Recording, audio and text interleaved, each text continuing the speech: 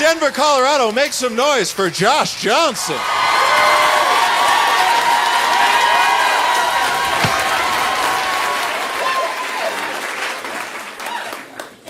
When you travel a lot, you know, there are things that happen that are sometimes simply unfair.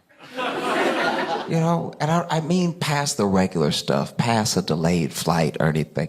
Years ago, I had a flight to Boulder, and I was coming from Chicago, and I had a window seat. And the man next to me was eating a whole rotisserie chicken.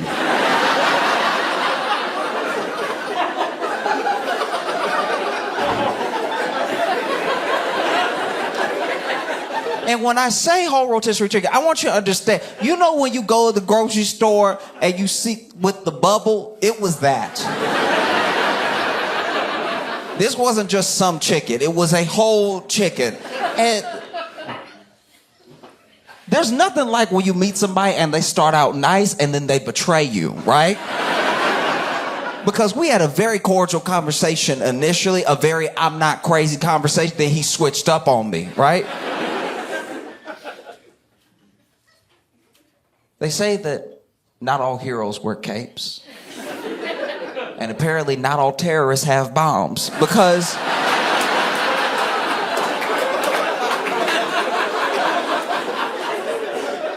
the way it started is basically my man was in the middle seat, and you always have to be nice to the person in the middle seat, because if they're in the middle seat, their life is not going well right now, okay? Because this is the thing with the middle seat that people disregard. Whatever happened to you while you traveling also happened to them, right? Maybe you were delayed. Maybe your flight got canceled. Maybe you had to spend the night in the airport. All that happened to them too, and they're in the middle seat. So they're still having a worse day than you can imagine, right? And so I'm always nice to the person in the middle seat. So, you know, we both sit down and everything, and then we look at each other, and I'm like, hey, how you doing? I feel like I'm a pretty cordial person, very approachable and everything. So I'm like, hey, how you doing? I'd love to strike up a conversation and stuff. And he's like, oh, I'm great. And in retrospect, he was great because he knew what he was about to do.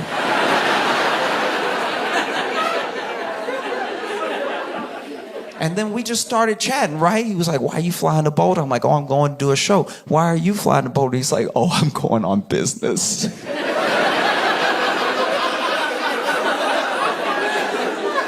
was like, he must love his business. Like, little did I know he was going to do the devil's business, right?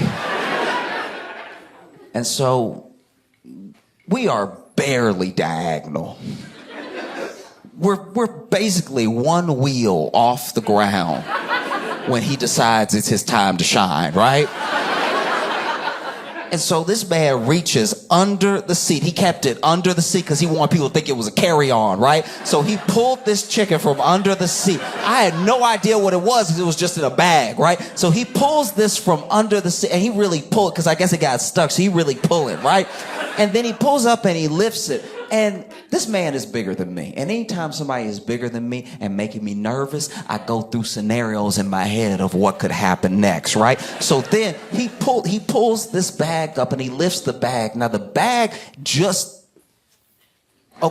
chicken was hot, right? So the chicken was hot, so there'd been some condensation around the actual shell of the rotisserie chicken. So the bag was clinging to the chicken, so I can't tell what it is. All I know is it's heavy and wet, right? So I look over at the bag, and it's got a little bit of steam coming out of it, and I'm like, that's why he was nice to everybody, because he got a bomb, right? And so then he grabs it from the bottom and starts peeling the bag off of the chicken, and I'm like, oh, okay. I wish it was a bomb. I think a bomb would have been easier for me to manage right now. This is actually going to be more upsetting than a bomb. I can already tell, right? And so this is my other thing, too. How did this man get this past TSA? Because There's an organization specifically designed to stop this sort of thing from happening. How did he get this on? Because they took my water. I can't have my water, but apparently he can have 12 ounces of chicken juice.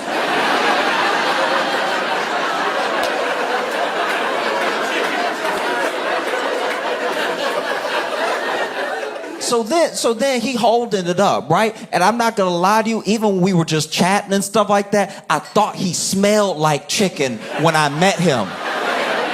And I felt crazy because I was like, who just smells this much like chicken? I've never been around anybody before who and when I say he smelled like chicken, he smelled like he was the chicken, right? Like he smelled like he had just danced out the oven just now, right? Like he had chicken cologne, right? And so then he's got the bag, and usually I'm a very like live and let live type person, right? Just let everybody do their thing as long as it's not harming anybody, right? And I don't like when things are like exclusion just for the sake of being exclusive, just for the sake of other people not being able to have it, right? Like we made this price so some people can't come. We made this price and what. But I will say, I do like,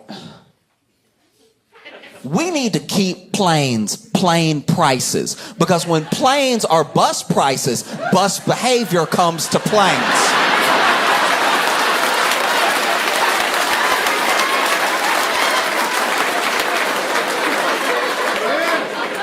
Because when he revealed a whole rotisserie chicken out of this bag, I was like, what in the Greyhound megabus is happening right now?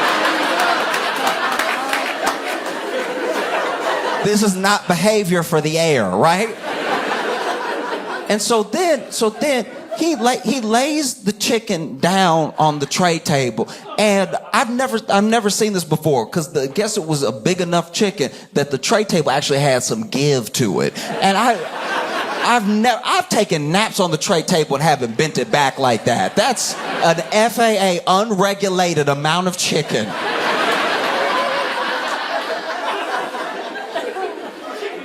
And so and I'm not gonna lie, as soon as I saw the chicken, as soon as I saw him put it on a tray table, I tried to dissociate right there. I was trying to go somewhere else. I was like, ooh, like, I was trying to be anywhere else but right here, because I even put on my noise canceling headphones and just tried to pick a movie and just not be a part of what was happening right now, right? But okay, I've got them on, right? I picked the movie, and I am trying to watch Moana, okay?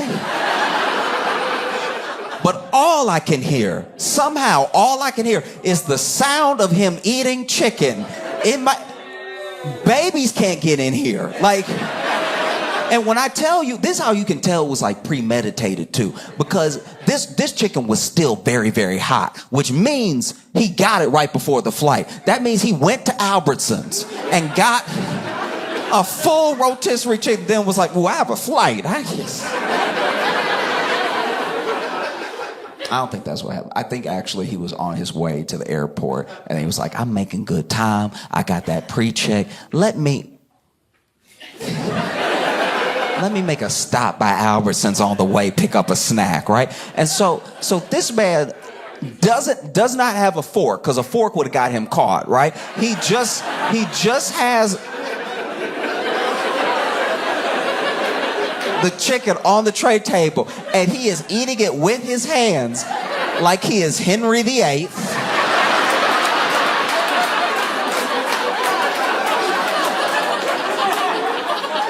And we are at a royal banquet dinner where the queen just gave birth, right? He really ripping into the chicken while picking his movie, right? Just fingers, fingers, fingers, fingers, fingers, fingers, fingers, fingers, right? And so in my head, I'm like, what do I do? Because somehow this isn't illegal. See, that's a problem with our lawmakers, right? Our lawmakers write the laws after stuff happened. They're not thinking ahead to things that should never happen and writing a law for that. And likewise, with the airlines, they don't come up with the rules ahead of time. They wait for crazy stuff to happen, then they change the rules. But they should have sent it in your ticket, in your confirmation email for your ticket. They should have been like, hey, also, please don't bring any chicken from home, all right? We have all the chicken you need. The airport got you, okay? Because I don't remember this exactly, and maybe I'm not being fair, but I'm pretty sure the airport we were leaving from had a Popeyes. So he had access to chicken, but he wanted his own chicken, right? He was like, oh, they do it all apart and stuff. Let me get the whole thing. And so then I'm like, I don't know what to do. And so all right. I'm not proud of it. And I want to be clear, I didn't do this right away, right? Because even when he pulled out chicken, put it on the tray table, we are here. Like, he acted quickly. But by the time I did what I did, he had got down to the bone, okay? So he had a little bit of breast, a little bit of wing, a little bit of thigh. He had a good amount of his chicken. It looked like a crow had got to it by the time I did what I did, okay? But basically, I was like, I can't do this. I can hear it. I can't stop hearing it, right? And so I just pretended to fall asleep, right? Waited a little while. Even gave a couple, right? Because if you do the pig snores, people think it's a deep sleep, right? And so I pretended to sleep. And like, this is my thing. You probably experienced this. When you have somebody, maybe you're dating somebody and they sleep over for the first time and you see what type of sleeper they are, right? Because some people are like little squealers. Some people, some people are snorers, like, right? Some people are thrashers.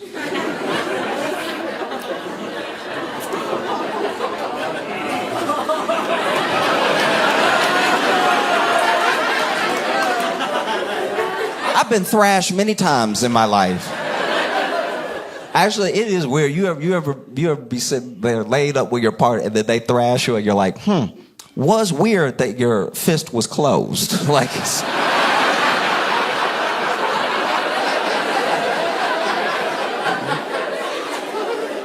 but anyway, I'm pretending to sleep, right? I even hit him with the right, and then just after a while, I wait a little longer, and then I'm like,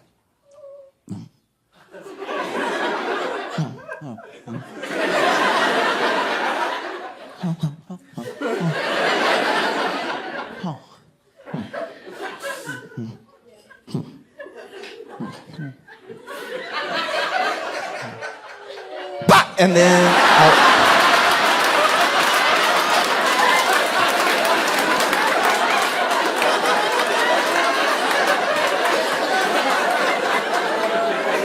and I had to like open one eye a little bit to make sure I really got the chicken, right? Because I didn't want to miss, because you're going to get another chance, right? Like, if you miss that first time, he started protecting the chicken and everything. So, you know, I opened my eye a little bit and I cleaned that chicken. Like, I Tiger Woods that chicken. So then the chicken flies off the tray table across the man in the aisle seat, right?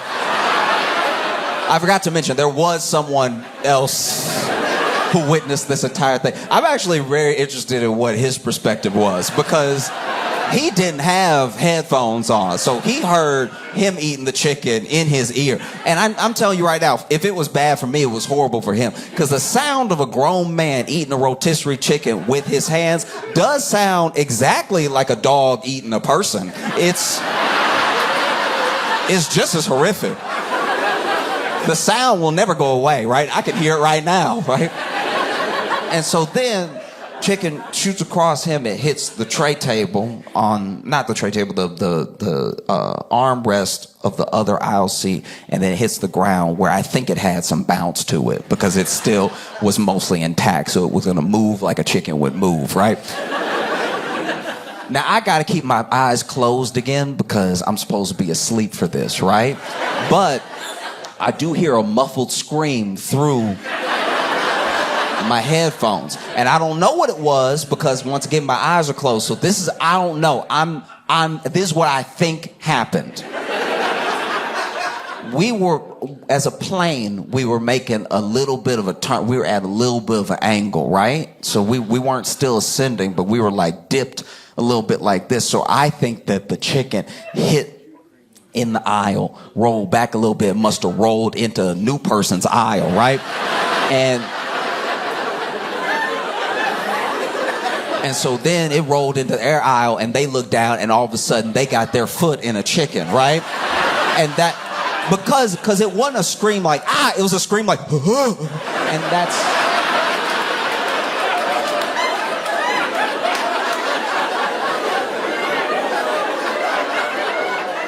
And that's, I mean, any one of us would do that if you were just on a plane and you were minding your own business. All of a sudden, your foot was in a chicken with the bones in it. Like, your foot is in it and it's not coming off. It's a shoe now, so it's not coming off, right?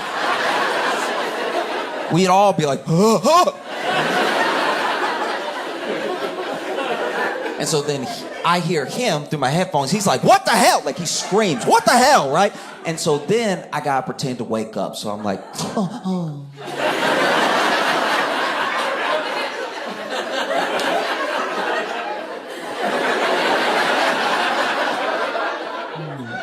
what happened? Right?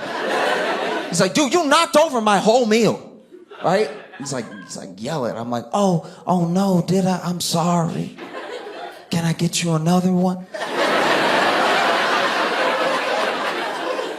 He's like, no, that's the only one I had. I was like, oh, can I buy you something else? He's like, no, I don't want anything. Just watch the... He's like, oh, I'm so sorry. My bad.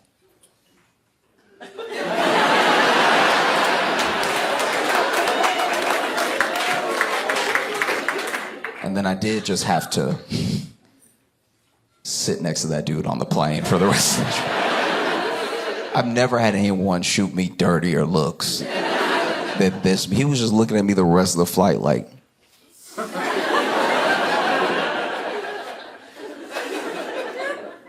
I wish I had a bomb.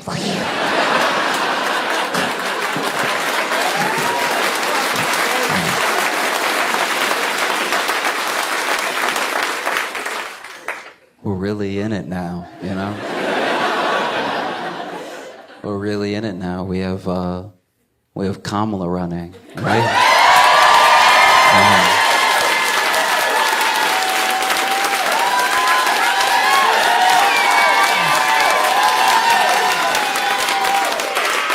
You want to know the wildest thing about Kamala running is I saw her first like 2 campaign events, right? And just to have somebody talking regular.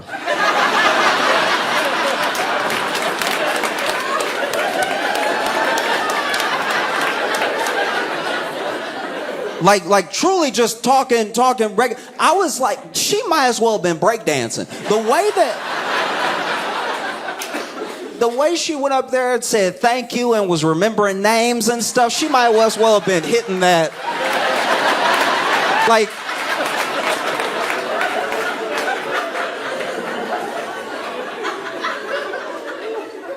yeah, it's wild. You know, because some people say that, you know, they don't see Kamala as president, but I see Kamala as president because I thought she already was president, right? And what I mean is, when Biden dropped out, I got a notification on my phone, and the notification on my phone was from a news outlet who worded the news very poorly in the headline, because I was at home and all I saw was Biden's gone, Kamala's in.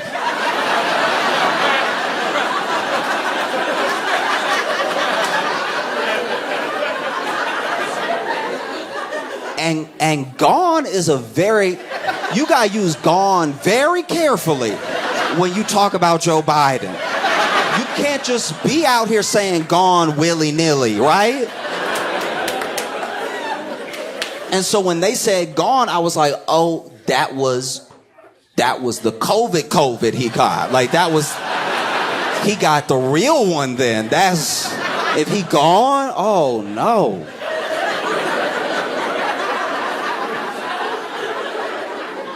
And then I realized that he had actually stepped away. He had dropped out, and I was like, "Oh, thank goodness!" Because like this is the thing that now that he's out of the race, I do think it's very important to have an honest conversation about Joe Biden, about his presidency, right? Because this is the thing that people forget about Joe Biden. Joe Biden is a granddaddy, okay? So For a president, he seemed slow. He seemed a bit weak and frail. For a granddaddy, he was killing it. All right? Like, really take a step back for a second and think about the granddad. Think about your granddaddy, right? What's on the agenda in a day for your granddaddy? Really be fair. Really be honest with yourself. What do you expect your granddaddy to do in a day? First thing on the docket is to wake up, hopefully.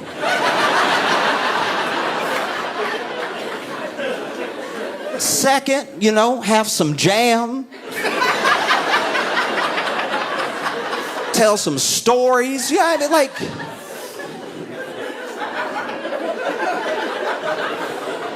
Watch some westerns, and then there's some naps to get got, right?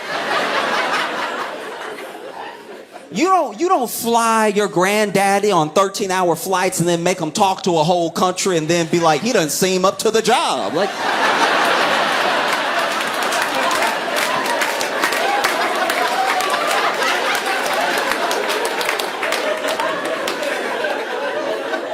Because Biden was busy just being a granddaddy. Everyone loves to forget that. We went to Biden as a granddaddy, and we were like, hey, we need you to run. And then he was like, are you sure?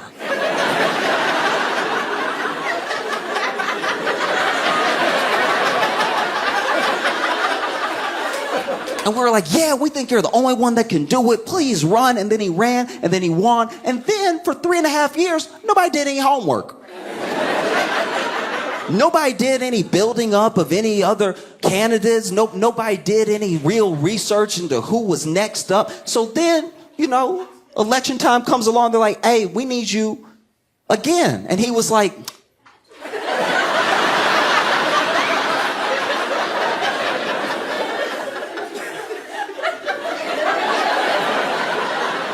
I'm more granddaddy now than I was before. They were like, please, Joe, come on, Because that's one thing that I don't know. I look at it and I think that both we and history should remember Biden for doing an incredibly patriotic and courageous thing. That stepping aside is a big deal, right?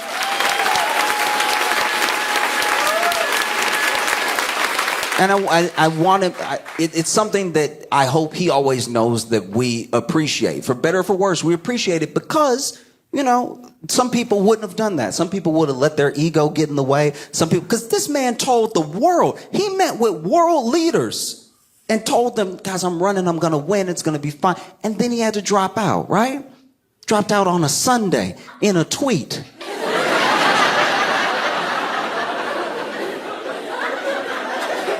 On a Sunday with a tweet with COVID.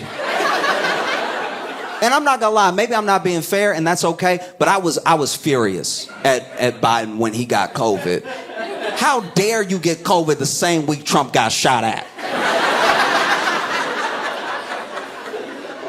Trump got shot at, blood and stuff, and then Biden over here,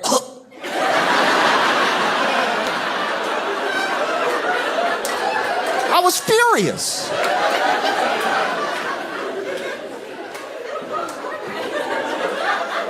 But I really want us, and I think that it's something that I wish more leaders did because in a weird way it did feel for a second like they actually listened. Because we had been saying, we were like, guys, I don't feel great. And then something happened. That almost never happens. This is America.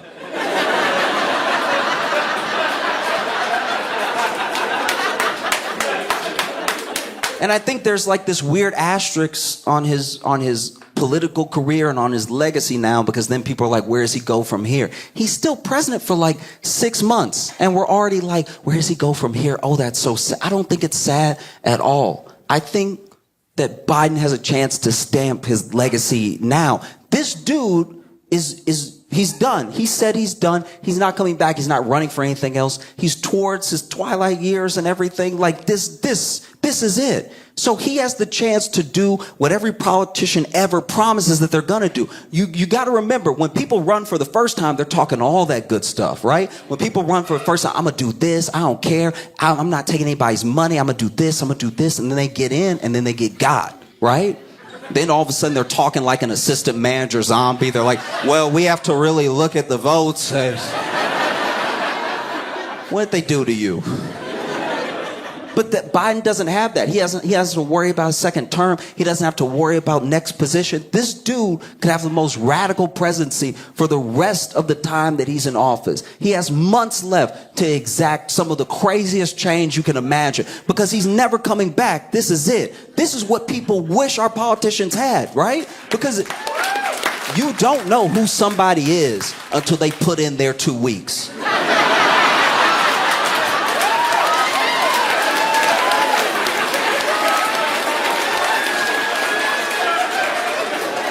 When somebody put those 2 weeks in and they're still professional and you're like, oh, okay, they really a good worker, right? Most people put those 2 weeks in and they're like, 2 weeks, these nuts.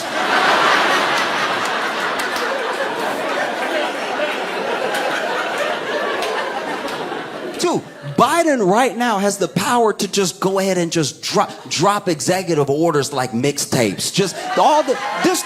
This dude could just straight up say, hey, everybody gets free lunch and come and kill me.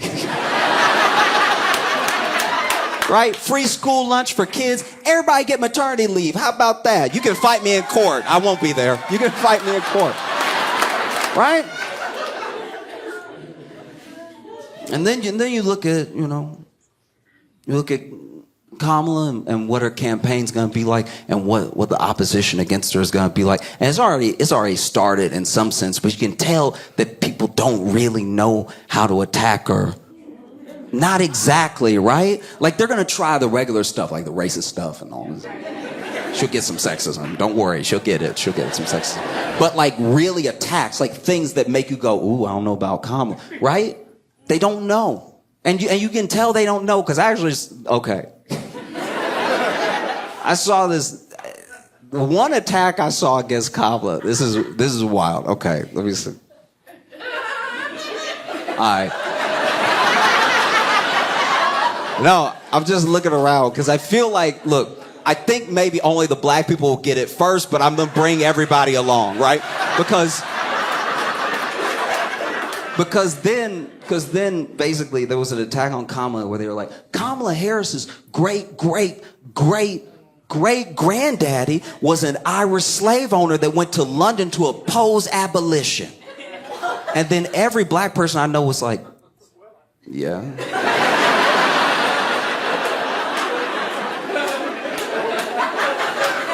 Sorta checks out.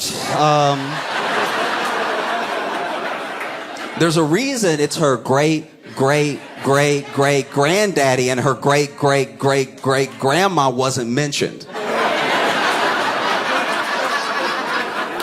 And if you know, you know, right? That's what's so crazy to me is that I'm not saying Kamala's the perfect candidate at all. And I, she said herself she's going to have to earn and win your vote and everything, and she plans to do that. But I will say the last time somebody had to go back to the 1800s to attack a candidate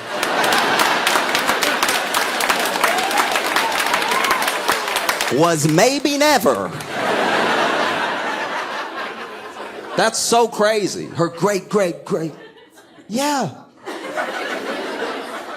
But then you should ask some more questions like, why is that? And then, oh.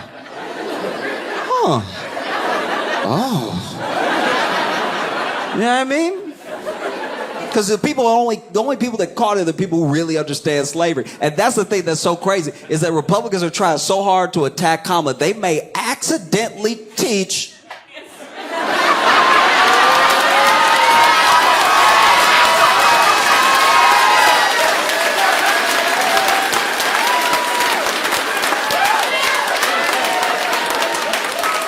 Like, I thought you burned all the critical race theory books.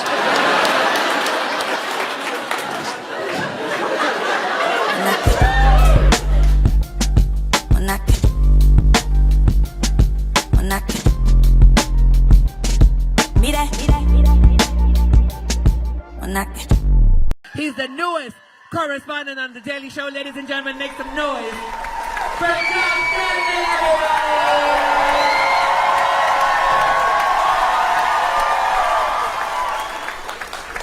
Tell you what, though, I've been reading as much news as I can about it, and there's no way to be fully up to date because it's all still developing. But they really won't let us have or not have TikTok.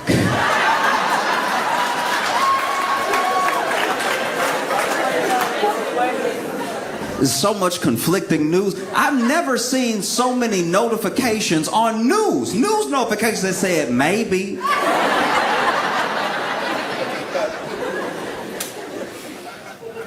No news is solidified. Trevor, like, is TikTok banned or is it not?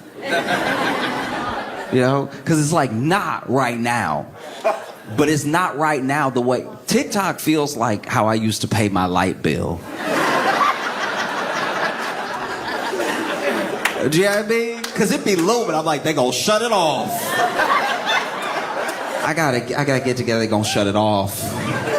All right. And then I call them up and be like, look, if I can get you $45 today, how much light will that get me? And like, well, your bill is past due. So past due is past due. We gotta shut it off as past due. And I'm like, but it would be less past due if it was $45 closer to not past due, right? And they're like, sir, it doesn't really work like that. I'm like, it works however you work it. Come on, I need to see. Because there was this looming ban, and then the Biden administration, which is wild. Both, at one point, Trump didn't want TikTok. Trump was like, I'm going to ban TikTok. This is years ago, but he was like, I'm going to ban TikTok. And then not much really happened with it. Then they actually like passed a bill under Biden where they were going to ban TikTok. And then it was like looming for like months. And it felt like nobody was really talking about it. Not no one as in absolutely no one, but just like the news and stuff. There were other things to cover. And then it got close. And then it got to yesterday. And it was gone. And it was gone early. It was supposed to be this morning that they cut it off. And then last night they were like, let's be safe. And they shut it off. But when they shut it off, I was like, I don't know if they really needed to do that. We had 4 more hours. I was looking at the way I look at my light bill. Like, if they had cut off my light early, I bet just because I don't have the money doesn't mean you got to take. Now you owe me 4 hours of light. That's 4 hours where I better see at night. We have so little faith in our government actioning anything that we were like, nah, it's probably not gonna get bad. Like they said that, but they say stuff. That's what they do. They just be talking all the time. You ever watch C-SPAN? That's just them talking. And then they talk, and then they're like, no, we promise you'll have health care eventually. And then we're like, well, it still hurt, and it's infected now. So I guarantee you they're not gonna ban it because I've been sick. Been sick, and they said they were going to help me, and they still working on helping me. So there's no way they could do one thing before the other. They got to help me with my sickness before they ban the app. That oh no, they did it. Okay, wow.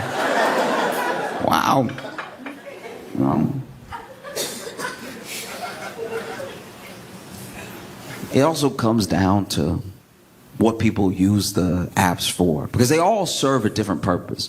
Lots of people have everything, by the way. Lots of people have all the platforms because they use them for different things. Even if they post the same thing on everything, they get different things out of it, like different feedback from the different communities that are on all the platforms, right? Because every platform has a different function. You go like Facebook. Facebook is like general life updates, but in like a major way. It's when paragraphs worth of stuff has happened to you. You know? And there's pictures too, but the pictures usually go along. Usually it's like somebody quit their job, so they post a picture of a sunset, and then they just talk about everything their job ever did wrong to anybody. Really air out the whole job in the post. Twitter is mostly for when you hate something. You mostly bring what you hate to Twitter to get other people mad about it. I've had good days, and then I accidentally opened Twitter, and then I got mad about a whole host of things that I've never thought I would be mad. I didn't even know it existed until I read about it on Twitter. I don't even know if it's real. It could be a lie, but I'm very angry. You know? It's so bad on Twitter that Elon Musk was like, we gotta start being more positive, y'all. The richest, trolliest troll of all time was getting lit up so hard. He was like, y'all, kindness is the way, though. Not like the more I live, the longer I live, the more I can tell that like positivity, that's the stuff. You know, Instagram is in an interesting place right now. I'm sure everybody has a different algorithm, but Instagram been a lot more butts lately for me. And all I really do is like look up pictures of Shiba Inus. And so I don't know where they're getting Shiba Inu and then just ass from that. But we are where we are. You know, Reddit is a huge platform that doesn't get enough credit for being like in the top 5 of like used platforms. You know? And on Reddit, that's where the secrets come out. You find out stuff on Reddit you didn't think was humanly possible. People will tell you stuff on Reddit that either happened to them or that they did, where you wish that there was. You know how people said for a long time Facebook wouldn't do anything about it. For a long time, everyone was using Facebook. So this was talking about like when I was in like high school, college, everybody was using Facebook, and they were like, why can you only like stuff? You should be able to dislike stuff. You should be able to, and they finally added all the emoji icons for the different reactions to a post. On Reddit, when I'm reading sometimes, I deeply wish that there was just a police icon, just so I could be like, all right, that is jail. That's jail. Because the amount of jail-worthy things that get admitted on Reddit is truly astounding. The level of honesty coming out would make a detective shudder. Sometimes a detective is in the room hearing somebody's confession, and all the detective posts under it in the thread is, that's crazy. Like, this is your job, sir. There are bodies to find.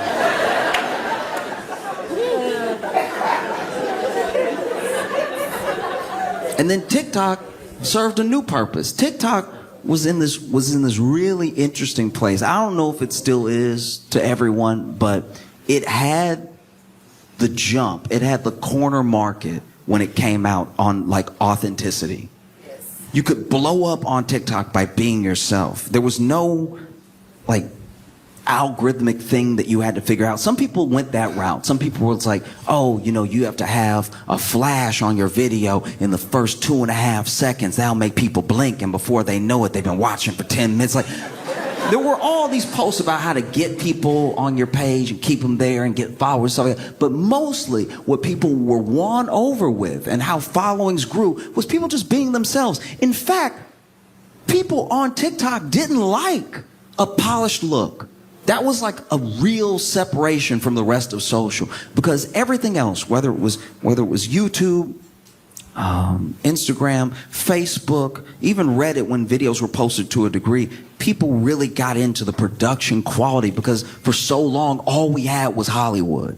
Those were the only people that could make things that looked good, that were entertaining. And so then when it started to break out away just from Hollywood into the masses. And if you're very talented and you know what to do with a camera and you can tell a story, now people are watching your thing because it's Hollywood quality. But TikTok came along and people liked that it was messy. They liked that you were just in your room. They liked that you were just talking to them. Maybe your mic was a little off. The amount of people who post TikTok have a camera in their car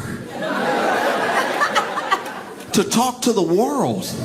That's a TikTok thing. Instagram didn't have that. If you tried to talk to people on Instagram from your car in a video, telling them your thoughts, your feelings about life, you go back before TikTok blew up, you try to do this in your car on Facebook, people would be like, oh, you mentally ill, okay. I didn't know. I had no idea until you started talking about your breakup in your car. Like I was in the room with you, but I'm not. Like TikTok invented all that stuff. Like I'm not saying that there weren't people who were posting and streaming and doing stuff everywhere, but I'm talking about making it normal, right? That was a TikTok thing. And even if you have the same piece of information, you post it to the platform with different expectations, you know? Let's say you got engaged and you tell everybody on Reddit.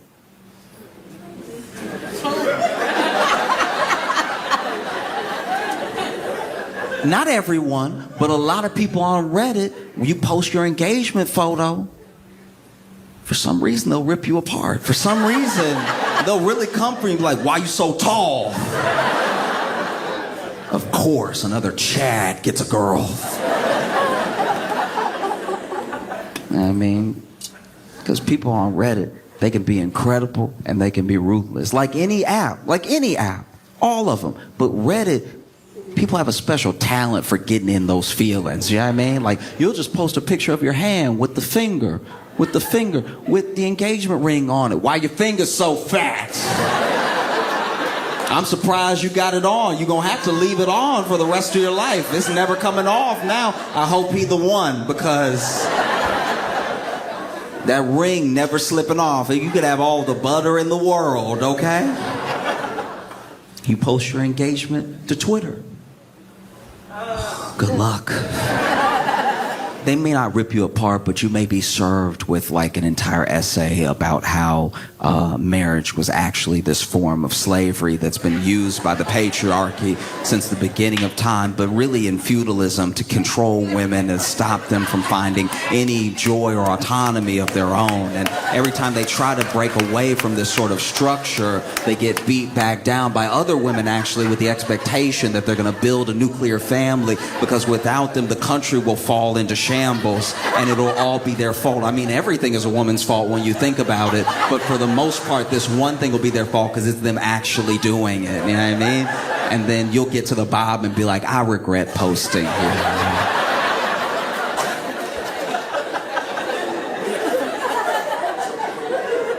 You'll post your engagement to Instagram. Instagram, I'm not gonna lie, that will be one of the better places to post, but it will be filled with a lot of fake love. It'll be filled with a lot of comments like, oh, girl, you look so good. Oh, wow, and what a beautiful, the lighting and everything. Where people on Instagram go to talk trash is the DM. You know what I mean? So everything they would have said to your face on Reddit, they say behind your back in the DM after they post, and they give it a like and they comment, ooh, you two were meant for each other. It's not gonna last. Post is here, DM is here, and people going back and forth. They'll start a whole thread under you. They'll start a whole thread under your post about how perfect y'all are for each other. I remember the first day that y'all met. It was so sweet, and he asked if he could buy you a drink. He's a total creep. I always knew he was a creep. At least she got him off the streets. It's just wonderful that your love has lasted so long. Y'all have been together for 4 years. That's incredible. What a beautiful relationship. I'm surprised it took him this long. Yeah. One time, I had a friend get engaged, and sure enough, they posted to Instagram. The whole thing was going down. It was all happening, right? It was all happening. All the love, all the likes, all the you know, like when the emoji is the yellow emoji, but the eyes are hearts and the mouth is way too wide. You know what I'm talking about? And it was all of that. And then a thread got started with these two friends just gushing over the pictures and how they looked and how cute it was because he brought the dog. And then it was like him and the dog were proposing, like, be part of our family. It was so sweet. And then at the very bottom, they must have mistaken the post for the DM, because the very bottom, one of the friends was like, bitch.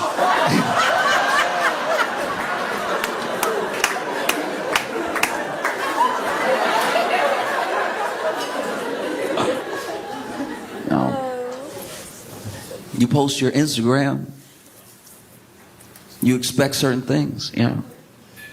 You post your engagement to TikTok, anything could happen. Because once again, the thing that led people to people was their sort of authenticity. So if you post to Instagram, now the parasocial relationship that gets built on Instagram is different, because those people are like people that you probably kind of knew. Facebook used to just be people that you know. And Instagram made it more popular to have friends that you were never going to meet, but you do know, right? TikTok now has completely lost that sort of connection, but there is a parasocial relationship from the amount of time someone has been following you. So you post your engagement to TikTok, and people are either over the moon for you, or they're like, why am I seeing this?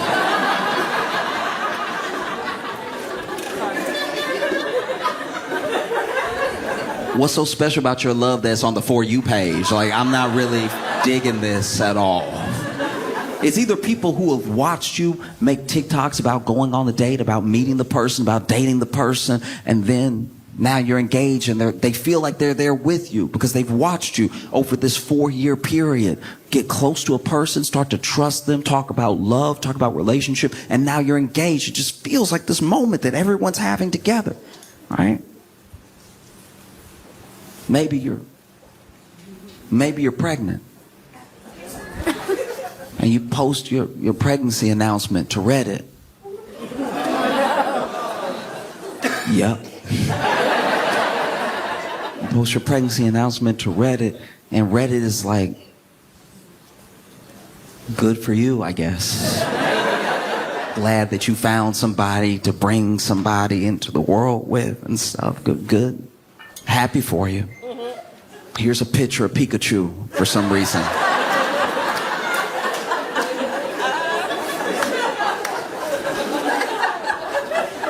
You post your pregnancy announcement to X, and a thread starts. A thread from a quote tweet of you posting your pregnancy from someone who doesn't know you, talking about how pregnancy is actually a patriarchal tool that's been used since the beginning of time. Since Eve, it's been used as a structure to hold women down, connected to men that do not deserve them, all right? Men that just sort of anchored them to the family unit. And they say that they'll be providers, but they go off and they die in wars caused by other men for treasure and for land. And then you are left with the child, and a child that will eventually resent you for not having that sort of male figure in their life, because it's your fault that he went to war. It's your fault that there was even a war, because you were just living being a woman while there was war. How dare you, right? And so then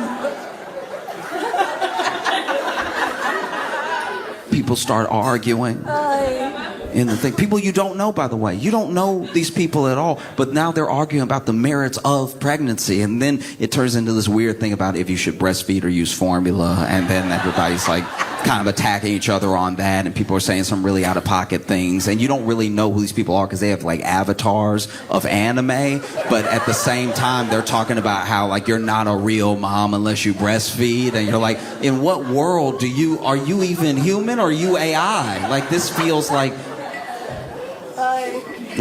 the CIA or something. It's crazy. You post your pregnancy to Instagram. Get ready. Get ready for the overwhelming amount of fake love and bad advice.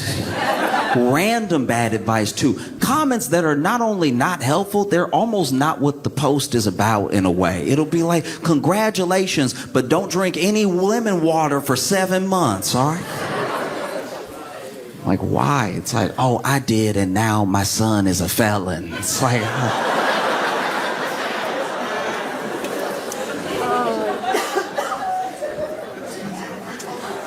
You post your pregnancy to Facebook. People are over the moon, you know. They're like, oh, I can't. That's amazing. Look at you.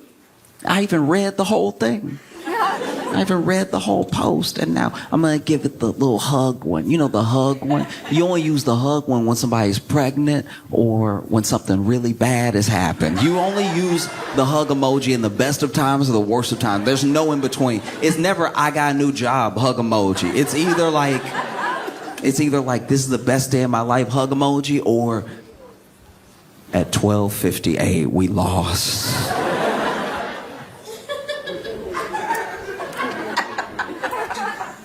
You post your pregnancy announcement to TikTok. It's going to be wild. It's going to be wild because while you're posting to TikTok in the announcement that you're pregnant, yeah, you might have followers that are excited for you, but you stub your toe. And when you stub your toe, for a split second, you just hit your toe because you're walking and talking because you don't have it on the tripod. You've got your phone in your hand because once again, we like authenticity. Obviously, a ring light is good. We like to see the people. But for the most part, we just want to feel like we're part of your life. And so you're going around, look at the baby room, everybody. That's because we're pregnant. Yay. Oh. And now that one errant noise is the most popular TikTok of all time. That one errant noise. There's just people are now putting that noise to whole historical events, right? You'll see a whole historical event. You'll see the most irreverent posts. You know, somebody will pull something in black and white, something like the Hindenburg or something, and just your voice going, oh! I mean, somebody will make a TikTok of their uncle falling down with no noise except you going, oh! No, we're deeply unserious people. It's all in how we communicate. Like, even if you're having an argument, like, let's say, maybe it's not a breakup, but let's say it's to that level where you're like, should I break up with this person? We're not getting along. We're not getting along at all. This doesn't even make any sense. You shouldn't be in a relationship that has this much stress. And so then you go ahead and you post exactly what happened from your point of view to Reddit. It's some of the best reading you'll ever read in your life. You know, some of the best reading of all time, you know. Am I wrong? Am I the a-hole? All this stuff. It's great. And you post everything that happened. And then the opinions start flowing in, right? And the opinions are anything from, look, I think that with enough communication and an understanding of a genuine foundation of the love that you have for each other, y'all can come to a consensus about what happened. It goes from that to kill him in his sleep. Go ahead. No, I wouldn't take that if I was you. If it were me, I'm gonna make him a pie. I'm gonna fill it full of glass. And then he gonna be eating the pie because he greedy. He gonna be eating the pie. I love apple pie. I know you love apple pie, stupid. I know it. And he gonna be eating the apple glass pie, and then all of a sudden he gonna be like, yo, my stomach hurt. And then he gonna reach for his phone. I'm gonna grab the phone and use the phone to record him while he on the ground. Ooh, my stomach hurt. Oh. Then I'm gonna ask him, was it worth it? Do you feel right now? And then I might call the ambulance. I might not. Let me see how I feel when I do it. People will admit to whole crimes they're willing to commit based off of things that other people said when they just simply ask the question, am I wrong? You said, hey, am I wrong? I don't want to go to another one of my spouse's office parties and they threw a big tantrum about it. Am I wrong? And then someone on Reddit was like, no, you're not wrong. In fact, you should kill them right now. Kill them before they can even go to work again. And then a detective in the chat room, in the thread, is like, that's crazy. I wouldn't do that.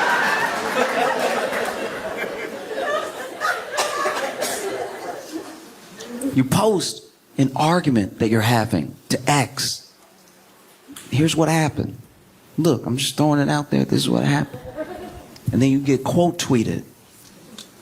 Someone you don't know who like knows the situation because they read the tweet, but is clearly inserting a lot from their life into the argument you're having. Because you're like, hey, I don't want to go to another one of my spouse's office parties. Am I wrong? Because they threw a big tantrum about it, said that I don't support them and stuff. And then someone quote tweets it and they say, you know what? I've been in a situation like this, and while we don't know each other, I feel like we're in a similar boat because the person that I was dating at the time was very selfish, and anytime I wanted to do something or not do something for my own well-being, they didn't want to hear it. They didn't want to be a part of it, right? It was either their way or the highway. It was either their way or I was a bad partner, you know? And just because I didn't want to be with them while they were doing their work, I was a bad partner, which isn't fair because they were a drug mule, all right? They were a drug mule, and because I don't want to travel that much, I'm cool with them drug muling. I just don't like going to Mexico like that. I don't need that many trips to Tijuana. I just want to stay home one weekend. But they're like, no, you need to hold the bag. I don't want to hold the bag. You're the mule, not me. Mule better. Why are you muling with help? Do your job. It's your job. It's not our job. I work in an office.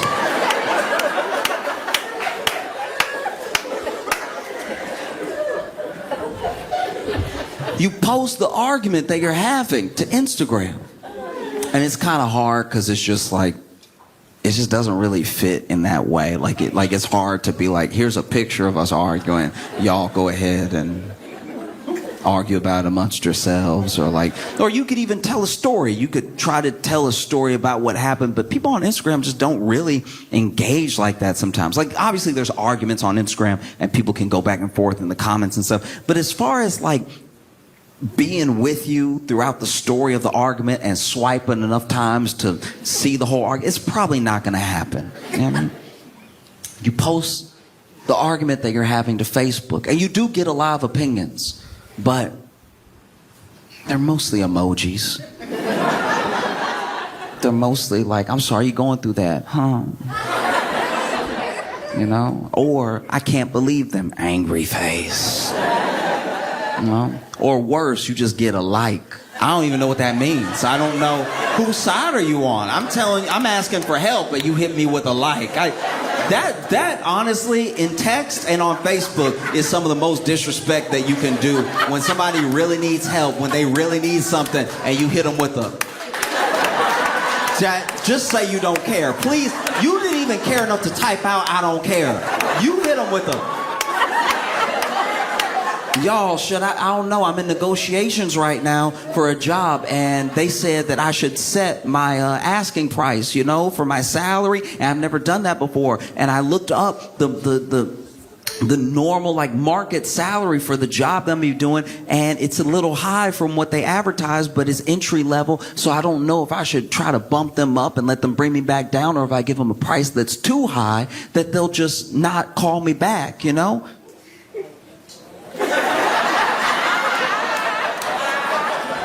The disrespect. You post the argument that you're having to TikTok, and not only will someone take your side, they'll take the audio of you explain the argument, and they will set it to the most beautiful scenery you've ever seen. Use it as inspiration for somebody else to leave their partner.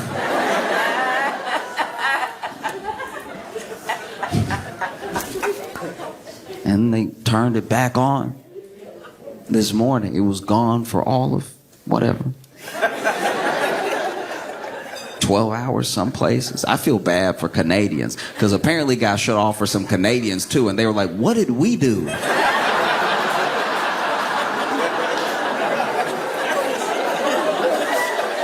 We weren't even really in it like that. How does that affect us? And then, you know, had a message this morning. They were like, oh, we're going to reinstate TikTok. And it's off of goodwill. It's off the faith that an executive order is coming on Monday from Trump that would extend the lifespan before a ban, right? But nothing has really changed because the whole thing that they said was that as long as ByteDance maintains like ownership or as long as it's Chinese owned, we can't have that. Only we can spy on us. Because I want to be clear here. The thing, I'm not acting as if there is nothing to be worried about with TikTok as far as like surveillance, as far as just sharing of information, everything. I'm just saying that like the apps, as soon as Apple saw all of the tracking that was going on and that they could get in on that tracking, but they really didn't benefit from the tracking or not the tracking. People just were in the app store, right? They added a thing where now when you open an app for the first time, or it's usually within the first few times you use an app, it'll open up and then you'll get an Apple notification that says, ask app not to track or allow, right? And the things I had to ask to not track was genuinely what, like, almost every app is spying on you. Apps that there's no way they're getting anything. I had an extra alarm app.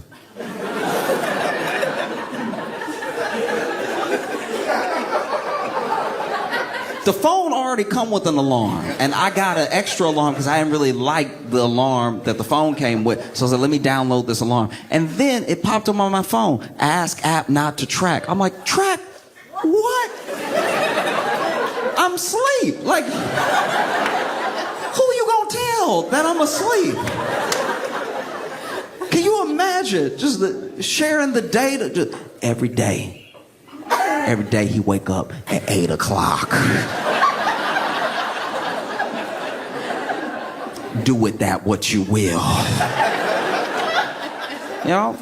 Because honestly, that's how I feel about data. It's like everyone is stealing it or tracking it, and we as individuals have not fully embraced the importance of it. Like the importance of that privacy, because we don't really know what it's like. Because we were already spying on us. So we don't know what it's like to go from like no privacy to no privacy. And by what entity and how that affects us. You know, there's certain stuff that I'm sure is going to lead to something really horrible. They're going to track enough habits and then they'll be able to target you with something you can't help but buy. That's usually the goal of it, is to like sell you another thing down the line, right? Nobody's really trying to get to me like that. Like the alarm app hitting up assassins. Like, hey, if you want to know where he is, he's going to be knocked out for the next 8 hours. You might want to make your move now. You know? But your privacy is important because it's yours. One of the things that even Google does, sometimes when you're on a route, right? Google will then ask you questions later from that route that you took. Hey, was it quick? Was it slow? How many people were there? And it's like, I don't work here.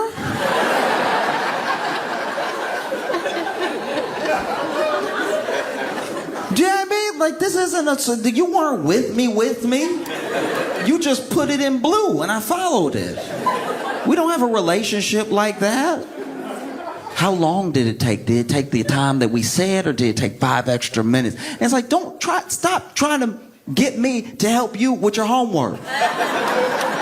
That's all it is. If they want you to do that for them, they should genuinely do something for you. You know? Like, I know the Maps app comes with the phone, but they should do something extra. You know? Google should do you a solid if they're going to get you to be doing them favors. You can't just glean all this stuff off of people and then give them nothing in return, right? Because then they don't even give you credit. They change the route. The next person that's going where you were going from where you were, they tell them, like, it's actually going to take 40 minutes, not 35. And they don't say that's courtesy of Curtis. Curtis, the one, let us know how long it was actually going to take. We were over here just kind of guessing, and then Curtis was like, it took me 40. So now we said 40 to be safe so you won't be mad at us and we'll look better, right? They don't do that. They're just like, 40 minutes and I bet you were right. And I don't know. I don't know if it's good or not at all as far as like TikTok goes. People are genuinely addicted to TikTok, but they're addicted to a lot of things. But people are so addicted to TikTok that it made me change my mindset around some addictions, right? Because people will say the kids are addicted to TikTok and they're doing all this bad stuff and they're losing their minds when they can't be on their phone. But then you see, when the ban was looming, the people who were really like chronically on TikTok and were worried about the ban, they started downloading other apps. Apps that were more Chinese.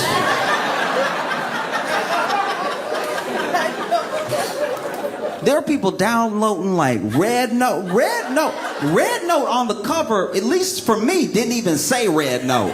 That just said Chinese. It was written in Chinese. It could have said anything.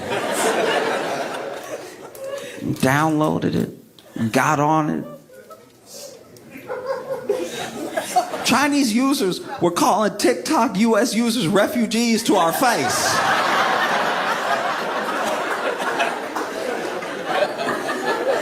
And they weren't even being like hella rude. They weren't even clowning us that hard. They were just like, I know you don't have anywhere to go.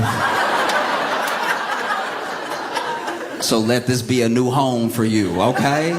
We embrace you. And people wanted TikTok in their lives so bad. They wanted it so bad that they were learning Chinese. Duolingo use of English to Chinese went up 216%. They wanted TikTok so bad. They were learning Chinese. They might still be learning Chinese because once again, this thing isn't over. They were learning Chinese in real time. I've never been so addicted it made me learn.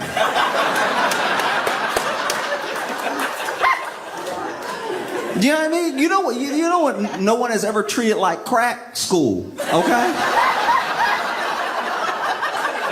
No one has ever been outside their schoolhouse early. Just, I gotta get in, baby.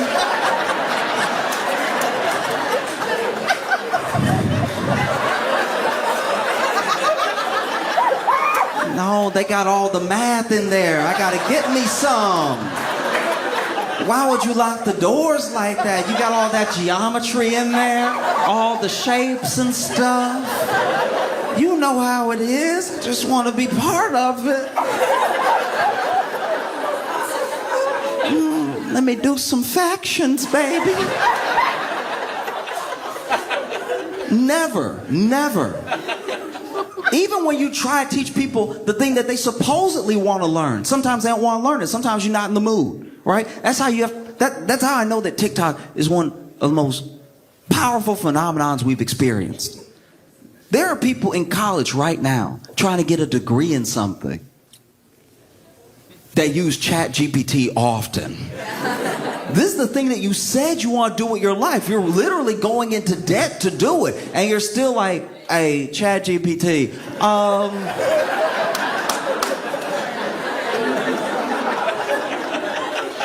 what's a kidney? I mean, they got me over here doing all this pre-med biology, anatomy stuff and everything. What's a kidney? Like, do you even need that one? Is that like, can you get it removed like tonsils? No, man. It's insane. And I don't know what's next, you know? Because as of the time I'm talking to you right now, the executive order hasn't gone out. And I'm not saying it wouldn't go out. It makes perfect sense for it to go out. Because even Trump himself has said that the U.S. should own a stake in it, right? But when he said the U.S. should own a stake in it, he, I think, meant more like the government. Because everything happening right now, make no mistake, is very good for TikTok. It's incredibly good for TikTok because now there's buyers coming out of the woodwork. They had this whole time to try to get some sort of stake. They were already talking to Microsoft a little bit, you know? And then now you see Mr. Beast, you see all these people like, hey, look, fine, y'all. I'll buy it.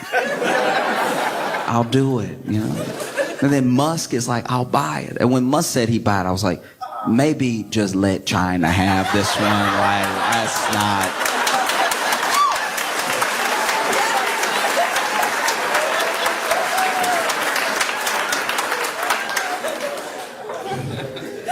I can't imagine Musk trying to run Twitter and TikTok. Because with Twitter, he ruined Twitter. And I'm not saying this as some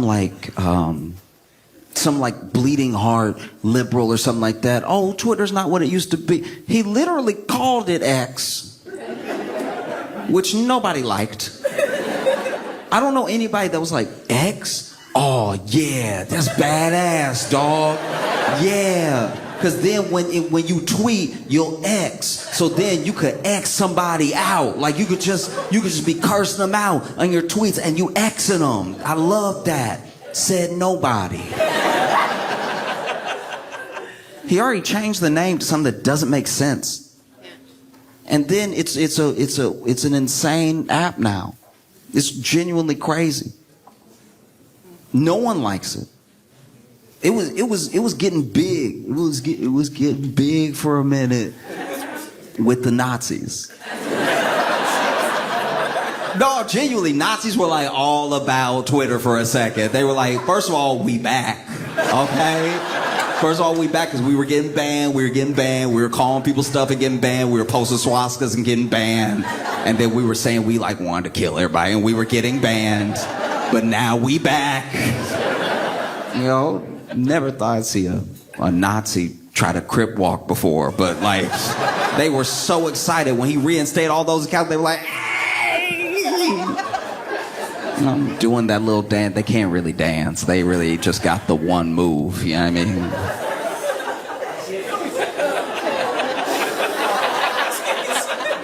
Okay.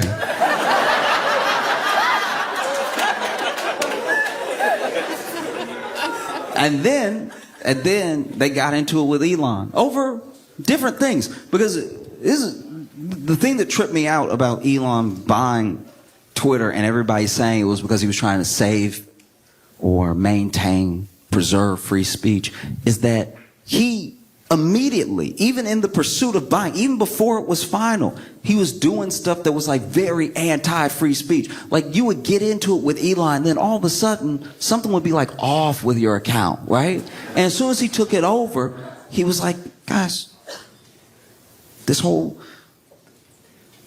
blue checks off everybody liking you, that's done. That's done. You gotta buy your blue checks now. You have to buy your cool, because that's the only way he knows how to do it.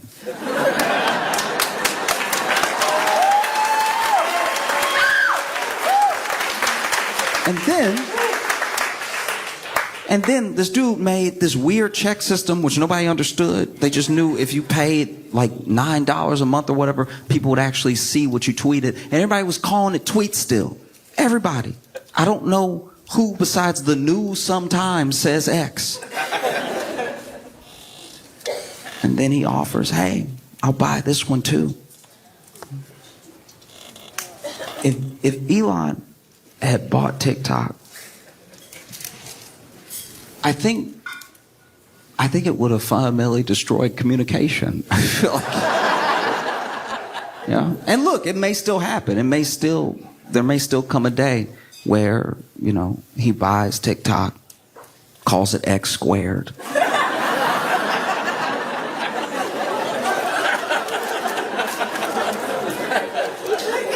You know, he might buy TikTok and just rename it to something stupid. You'd be like, let's just get straight to the point. It's called Clock now.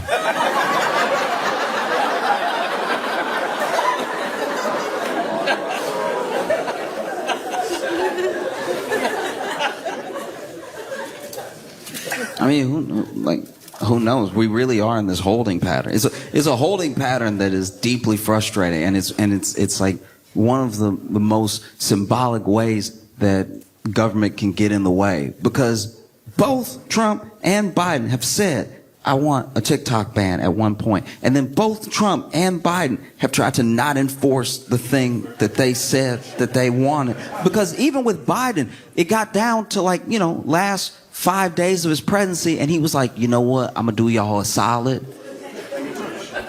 I'm not even gonna force the ban. I'm gonna kick it over to Trump, let him see what he wants to do, right? As if that was a move.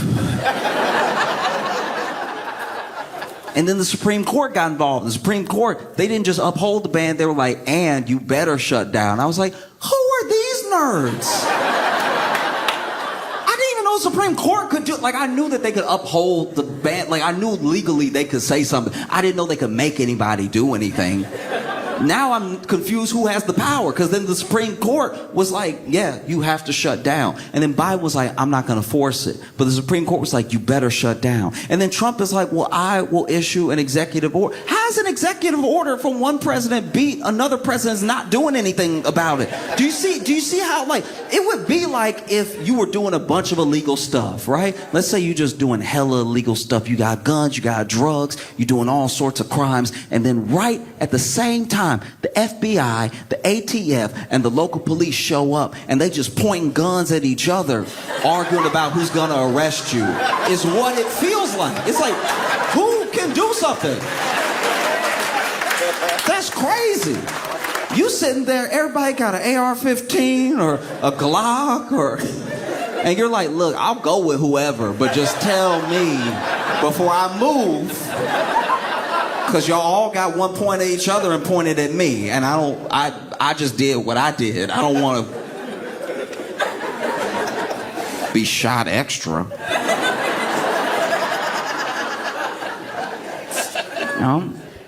And that's the thing. That's how it keeps you. That's how it keeps you ready to lose your mind, because you just want some form of clarity, And this is all, sadly, all this is happening because the thing that TikTok gave people by existing as an app and allowing people to be on it was just community.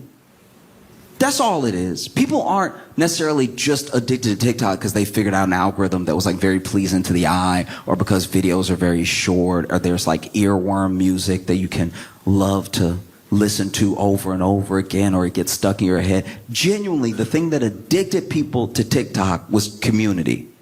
It was like, oh, I've always been weird, and now I met weirdos like me. You'll get addicted to that. It's kind of that thing. Getting addicted to community is not necessarily a bad thing. It's kind of what having a family is like. But we're so genuinely fractured in how we move that it's easier to build community and relationship with people that are distant from you online than it is like right here. Like, you ever tried to make a friend in real time?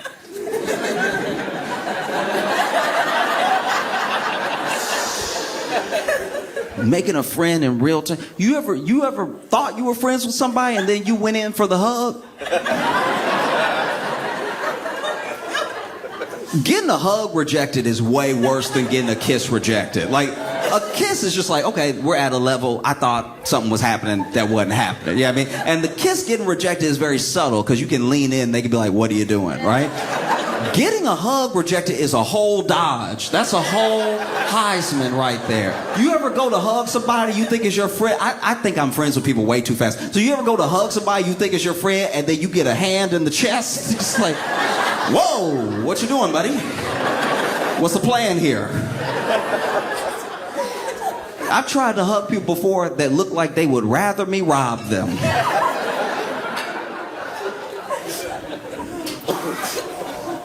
So it's hard. It's hard to even guess what's going to happen, because one of the main reasons that they wanted a ban was because they could not control the flow of information, and they could not control the way that people were communicating with each other.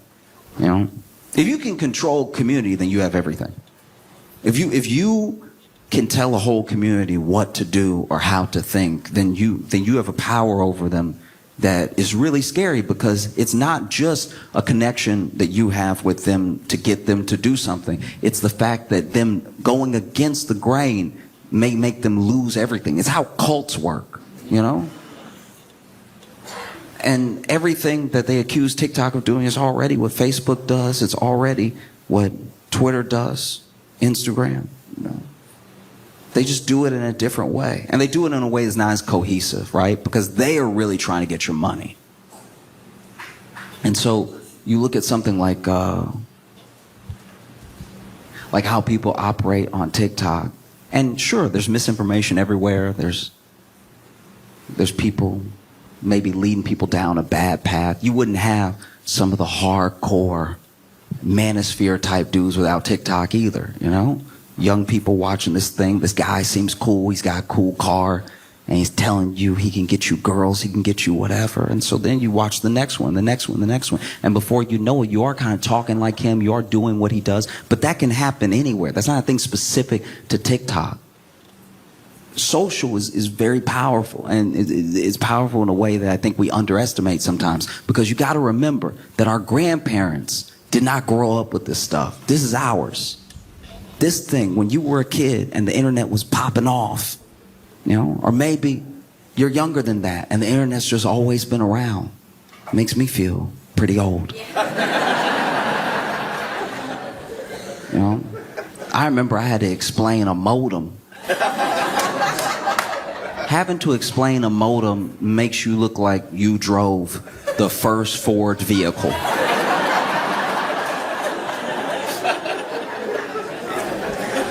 Like, I had to explain the modem, not just like, I had to explain that like a modem and a router used to be different. And that you used to have to put one here and put one here. It was a different thing. And then they combined it one day and y'all spoiled because now all of it in one. When you buy the internet, when they send you internet to your house, it made me talk old. Just like, I got so caught up in like the fact that they were born in like 2003 that I was like, no, see, you spoiled, because when they send that internet to your house,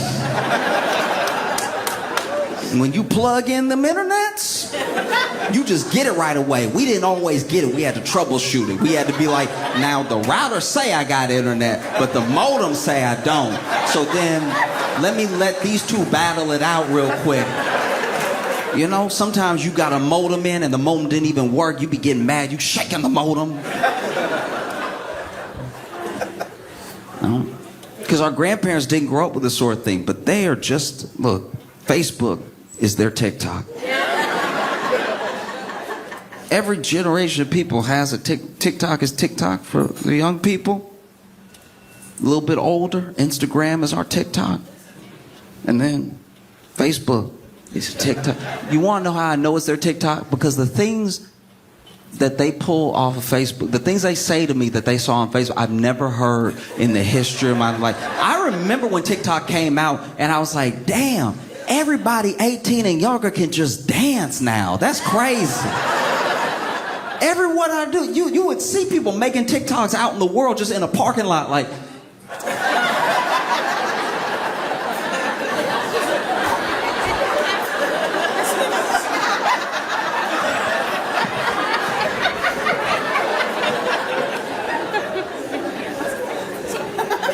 You know? And then you see that. It's not dancing. It's in the form of like conspiracy theories with our grandparents. Our grandparents saying stuff coming off of Facebook I've never heard before. They'd be like, hey, you know them dinosaur eggs they found?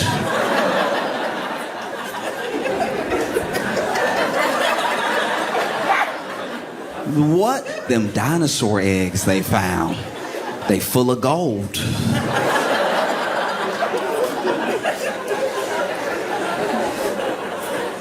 My boy was talking. Straight up. He was talking to his granddad. His granddad had been going down this thread of conversation. Had joined this community on Facebook. And his granddad genuinely explained to him what was happening that nobody was talking about right now. Really went into lots of detail and stuff. And what his granddad thought was actually happening in the current moment was just the plot of the movie The Mummy.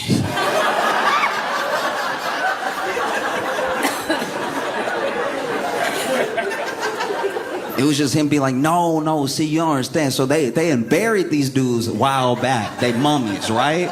But then they buried them with these like talisman type things. And so they could wake up at any moment. Like, you gonna see it. It's gonna be just like COVID. You know, everybody gonna be living their life. Then all of a sudden somebody gonna be like, oh, and then...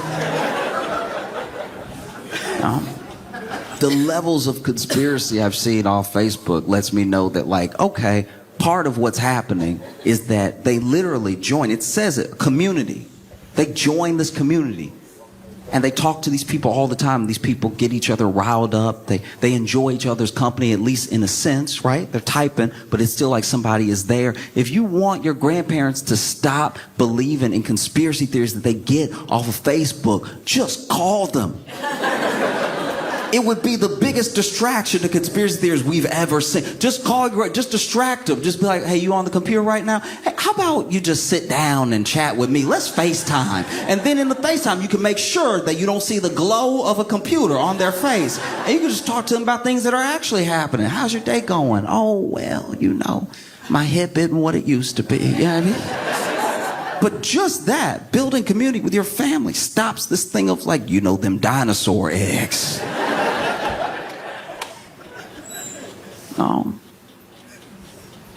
I don't know. I don't know if it's good or bad anymore.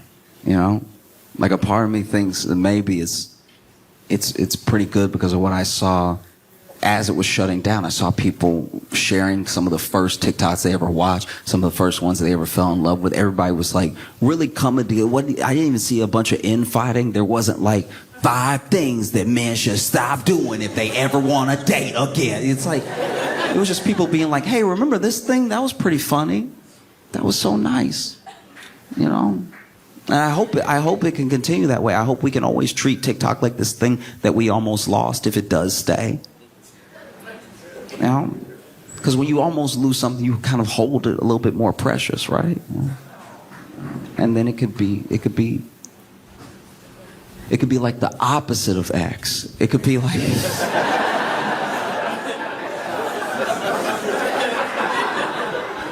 But the main thing that people got so rabid over with TikTok was just connection. You're in a community now. You know, you're a community of people. These people get you. These people are either going through what you're going through or they at least understand what you're going through. So there's a shared language that I don't have to break down what I'm like to every single person all the time. You know? And then to lose that, yeah, it might make you learn Chinese.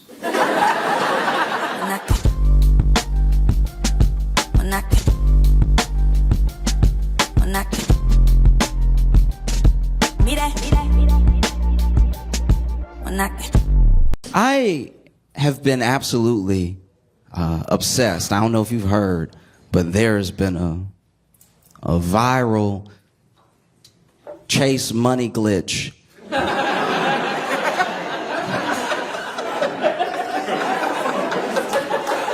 Okay, if you haven't seen it, basically someone on TikTok said that there was a money glitch at Chase where if you deposit a check for a large amount, an amount you don't have, it will let you withdraw the full amount that you just made up, right? And that is just check fraud. That's actually the plainest fraud you can do.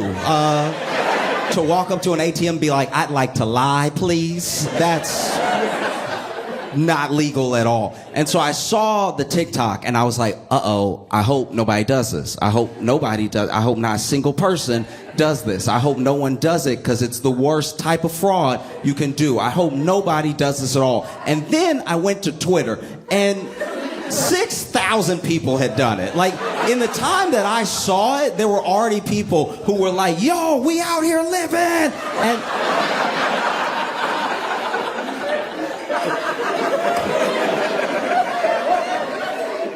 watching people you don't know commit fraud is like watching your uncle wear a suit he thinks he can pull off. You know what I mean? Like, you're just like, no, not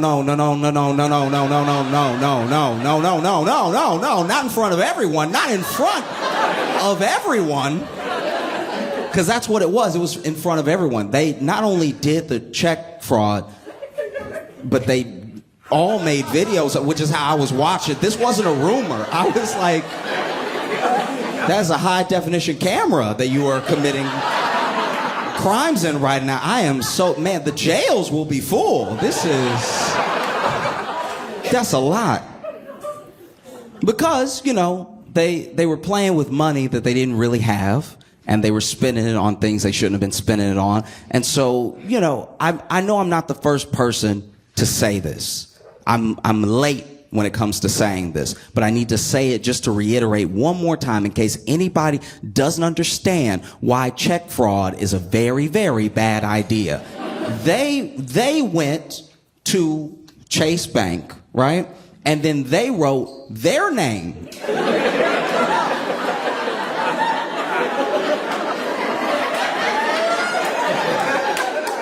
all over a check. And then they went to their bank, which was Chase Bank, with their name on that check, and then put that fake money into their account, which your bank account has every number that makes you identifiable. Like, your bank has your address. It has your social security number. It has the numbers of places you used to live. Like, they have so much information about you. Chase might as well just go to the police station and be like, we need to make a few printouts.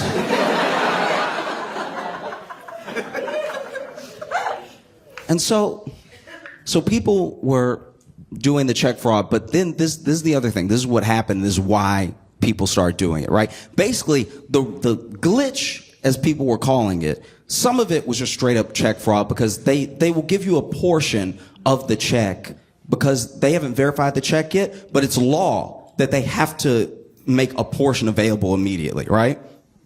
And so there was a mistake for maybe, who knows, 10 minutes, an hour, where someone put in a check and it gave them the full amount immediately. It did not do that for most people. Most people got a portion. So when you see them throwing money, they definitely had to pick it up right after. Like, it's like...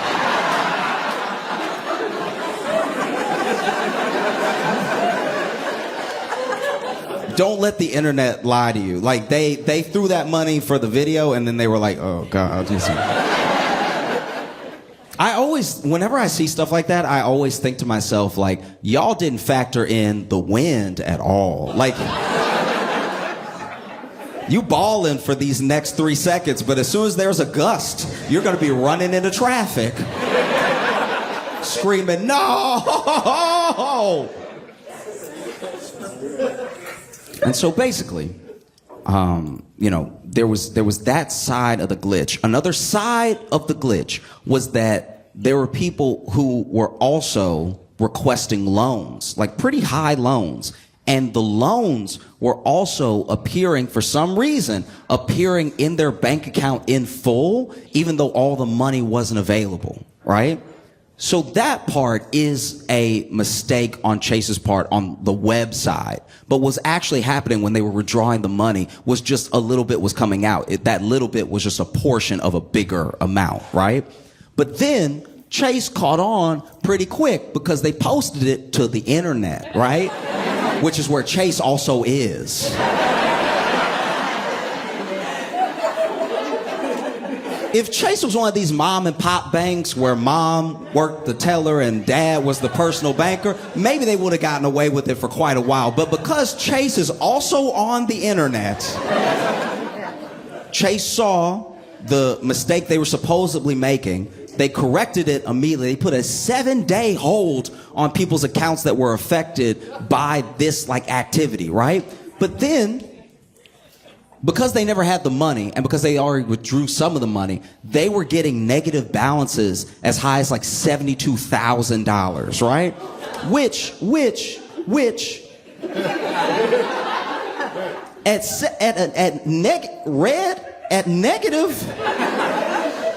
$72,000, I think I'm just gonna change my name. Like, I think that's when you open your bank account and you go, whose bank account is this? I don't know him at all. I am moving. But this is why you shouldn't let the internet lie to you, not just because they give bad advice with no repercussions, but also because there were people that were faking it. There are people that were faking the glitch, literally just to go viral. There were people who were going to the ATM, withdrawing their real money, not doing the scam, then throwing the money in the air for the video, and then immediately being like, y'all, help me. There were even people who were pretending, using other people's screenshots, pretending that they also had like a negative $48,000 balance. And it was all just for attention. And it's so important to remember that. It's important to remember that like half of the internet is for attention. Like almost none of this is real. I could be AI. Like none of this is real. And so when you take things that are like fun on the internet and you bring them into the real world, you could screw up your entire life, because check fraud is so much a felony. Check fraud is one of those felonies that someone does that's like not even like a dangerous person. It's just like, you know, you'll be like, man, where is Cousin Willie? I have not seen him at the last 3 Thanksgivings.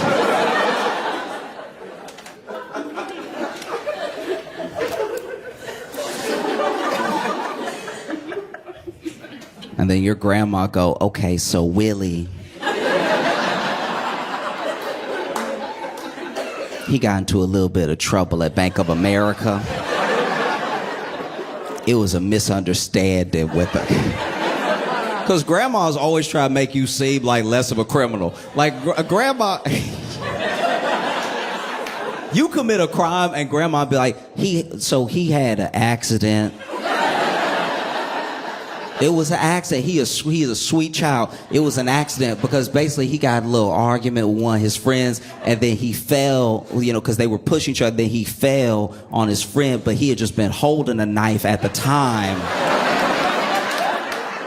That's why we praying for him to get out, because I know his spirit. I know my baby, and my baby would never stab someone to death. My baby. You know, how the police know he wasn't trying to get the knife out? You know what I mean?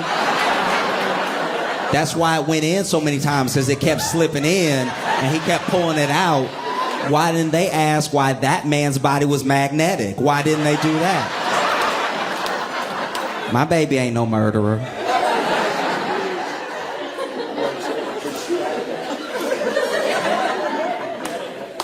You do check fraud. Your grandma's like, that's not even his handwriting.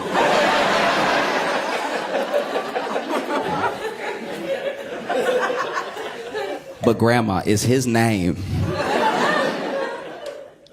at his bank put into his account, and they just came and got him. Yeah, but I don't know. When a grandma really has nothing for you, when you did it so hard, when you did it in front of her, that's when she's like, I don't know. Because at the end of the day, the one thing a grandma is not is a snitch. Grandmas...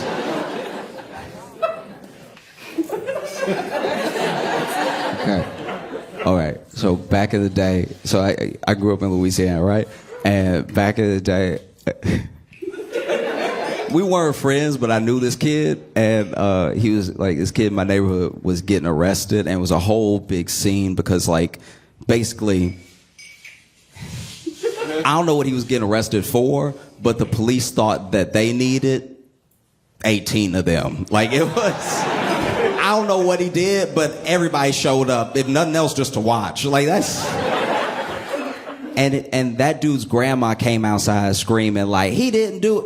Typical grandma. He didn't do it. And then she tried to fake a heart attack.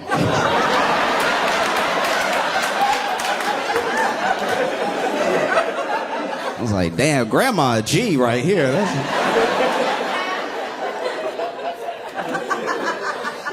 That's probably what G stands for if you go back all the way. She was like, don't take my baby, don't take, oh no, my heart.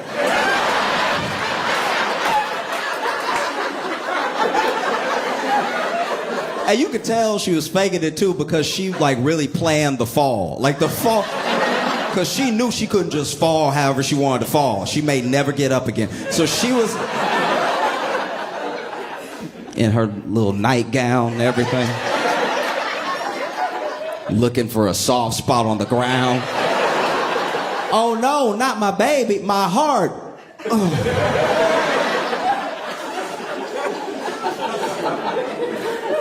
I just can't stress it enough. Please do not do wire or check fraud. It's like, it's so easy to not do. We're all not doing it right now.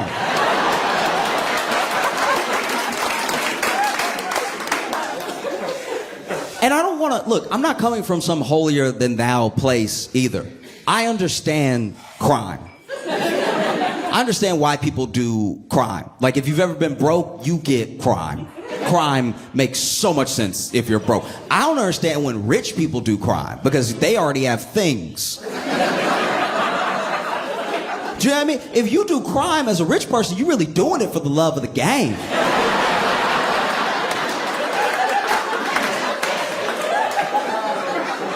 If you are a multi-millionaire and you embezzle hundreds of thousands of dollars, you're doing it for chips. Like, this isn't... You just felt like being bad or something, trying to spice up your life. A poor person doing a crime makes so much sense. I don't have anything. I don't have anything. That's a thing. I'd like to have it. Simple math, you know? I've been hungry. You hungry? Man, I wish I had something to eat. But on this planet, in this country, we trade money for things to eat. And I don't have any of that, so I guess I just won't eat. And then you don't eat for long enough that you're like, damn, the food is right there.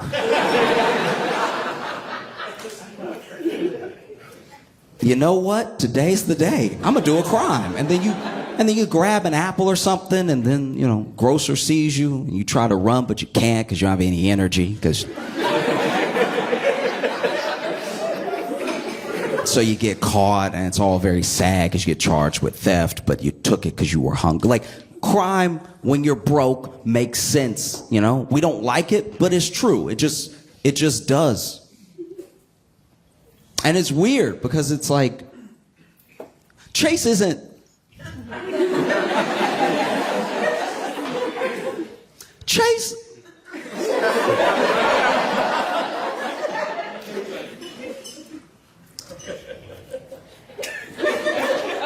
This is what bothers me about the whole thing. It was dumb of these people to do it. But to do it to Chase is like weirdly full circle.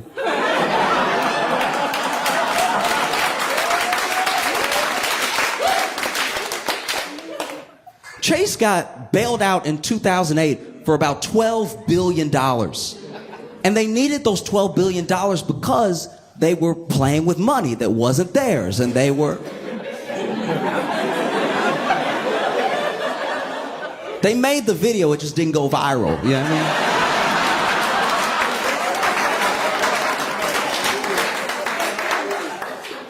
mean? So it just, I don't know, there's a deep irony in that like, you know, one of the major powerhouses, probably the biggest bank in the country that contributed to near financial collapse, is going to go ahead and get theirs back from some of the people that they made poor. It's pretty harrowing, you know? But every single one, I don't care if you were a kid, if you were grown, there was a line, by the way. There was a line at the Chase ATM, so a lot of people were doing this at once.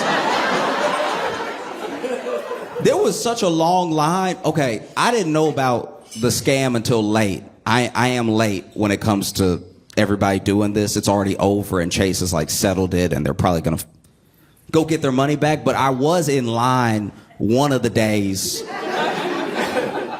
and I don't look like I wouldn't do it.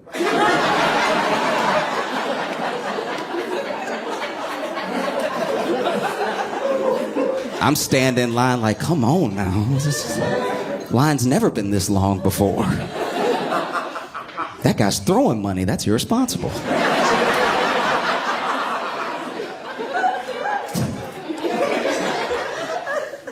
No. It's just, you should know.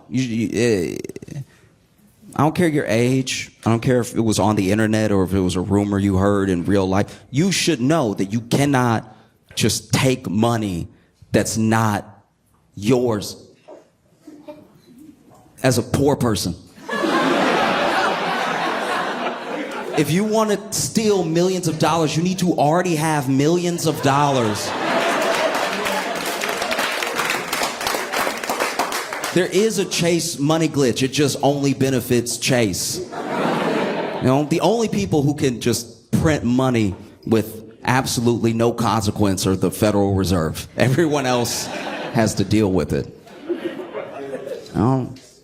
That's a tough one. It really is. Because I think about how some people are like actually in real felony trouble. I don't know what I would do if I committed a felony, but I was just joking. This is a terrible predicament to be in. Some of these people are like 20, They're like, guys, I don't know, I just wrote too many zeros, my bad.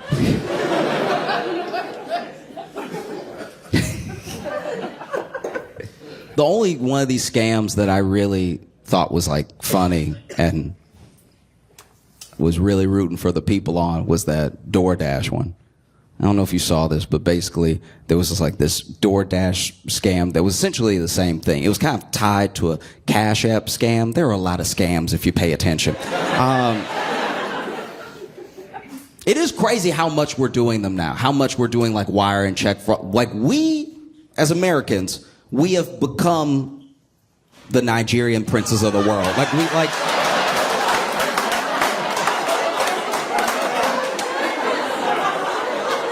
Because I know Nigerians. I know Nigerians from Nigeria. And they are like, what is happening over there? Do you need us to send you something? Y'all are down bad as a people and as a country. This is hard to watch. But basically, there was a DoorDash scam / Cash App scam where basically Cash App was letting you, it was basically letting you have a balance without pulling it from your bank. So then people were saying that they had enormous amounts of money, right? But then weren't able to pull it out. They weren't able to transfer this imaginary money to their bank. Thank God they weren't able to do wire fraud, but they weren't able to send it. But what they could do is, as long as a full transaction was online and they linked it somewhere else, they could pay for things online with this fake money, right? And so what a lot of people would do was use their Cash App fake money to get stuff on DoorDash, which feels like the most fulfilling of the scams, because you can make me pay back money, but you can't take the burritos out of me.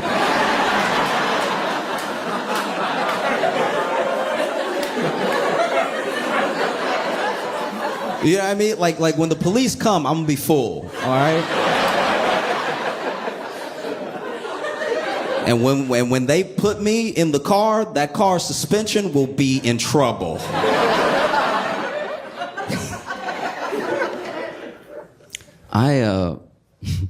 I had the opportunity not too long ago to really be a hero. You don't know when your hero moments are gonna come. They just show up, and then you act like the person you are in that moment. And I had the opportunity to be a hero, and I didn't take it.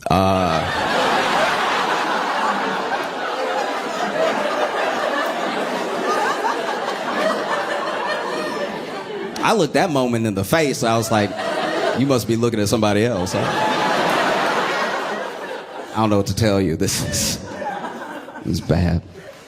Basically, I was at a friend's house, and while I was there, some other people basically broke out into a fight, and a real fight. We're not arguing. No one's talking anymore. Fists going and everything. And there was a moment where I could see a gap. I could see a pocket where I could have broke it up. And breaking up a fight is a very precarious position to put yourself in, because most fights that you want to break up, especially if it's two people, if it's three, it's gone too far. You know, you're not going to be able to double dutch that one. You know what I mean? But two, you wait for a moment where they're like both tired, or they're trying to wrestle, or, you know, they're backing up to like get started to fight. You know, that little back up hop step. This is usually, okay. When someone doesn't really know how to fight, they do too much prep for the fight. You know what I mean? Like there was, okay, I know I'm digressing to digress, but basically one time in high school, there were these two kids that were about to fight, and I didn't even bother trying to break it up because one kid stretched. And I was like,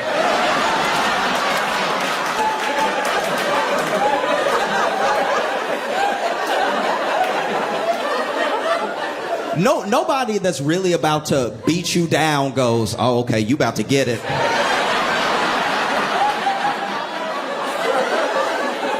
You just give me a second. I'll be over there in a minute. You just.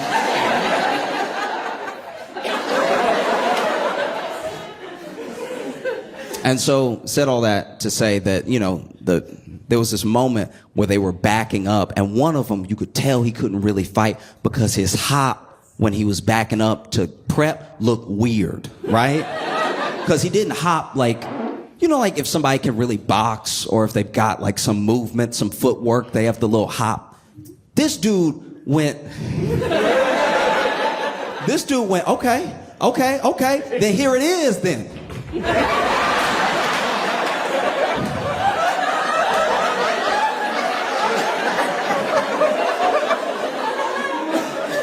This man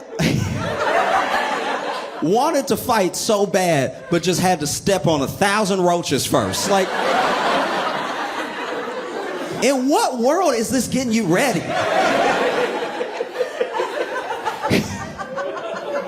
You look like you've already been hit in your cerebellum when you move like that. But anyway, they get to fighting, right? And I could have jumped in. But I was like, you know what? No. Because when you jump in to stop this fight, you need to be bigger than both people, right? The way you jump in and stop a fight, usually it's hand first, like you get the hand in there so that's the warning. Hey, stop swinging. Somebody else here. You might not hit him, you might hit me. Hey, right? And then you put your body in between the two of them. And the idea is that your body will be big enough that they're like, I want to punch, but there's too much to get around. And that isn't the case with me. You know what I mean? Like, I want to jump in and stop the fight, you know, like a principal, just like, hey now. Okay, so, all right.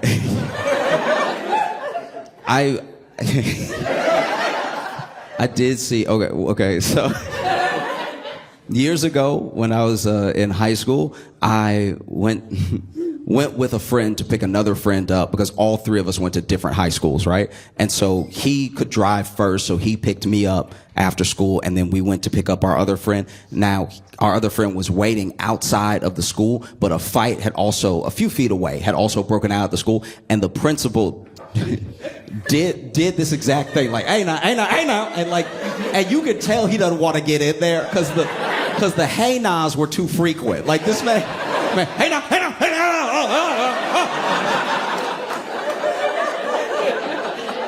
But he stopped the fight because he was just being too big for both those boys to get at each other, right? And I don't have that. Like if I jump in, I will catch a stray. Like I'm gonna walk right into a fence. Brothers, please.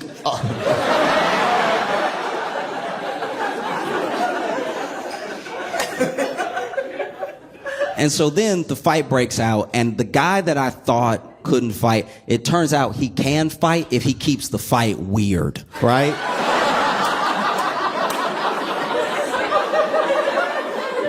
Because in fighting, in hand-to-hand combat, in battle, right? You use what you have. You use your hands, fists, elbows, knees, shins, foot, everything that you can. If you wrestle them to the ground using your weight, using leverage, there's just lots of going on with your body when it comes to a fight. But what I've never seen, and I watch fighting. I watch combat sports. I like watching boxing. I like watching kickboxing. I've seen people who can kickbox in real life in like a street fight. I've seen people who can box in real life in a street fight. I've seen people use their knees, like Muay Thai moves, elbows, all that stuff. I've never seen somebody who just grabs.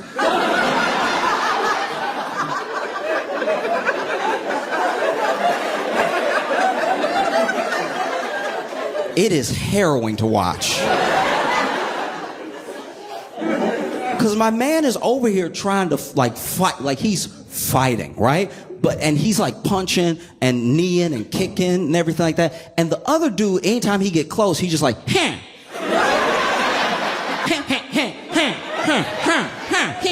So now this dude punching while also being hella uncomfortable.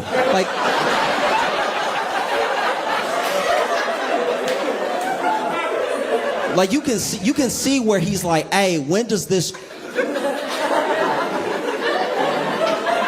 cross over into a different type of assault?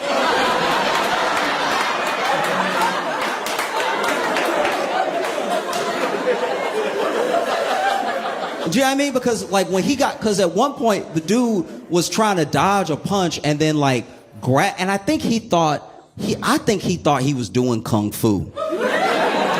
Because, you've seen the movies where they're like, ha, and then like just Black Panther and then you up. You know what I mean? This dude at one point went to dodge a punch, but clearly, we could all see it, clearly grabbed the inner thigh of the dude he was fighting. And you see that dude miss with his punch, but also be like...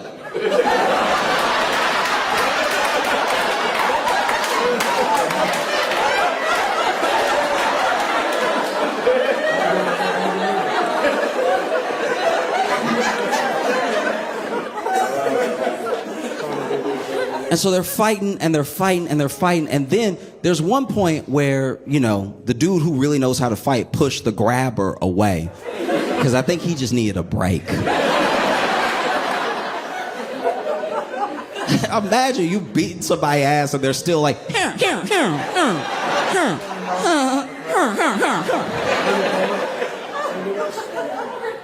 it's devastating. And so then I realized that I made the right decision, not because I didn't want to be grabbed, but also I knew I made the right decision because when they re-engaged, the dude who knew how to fight, okay. I shouldn't laugh, but all right. I knew I made the right decision when the dude that knew how to fight threw a microwave, right?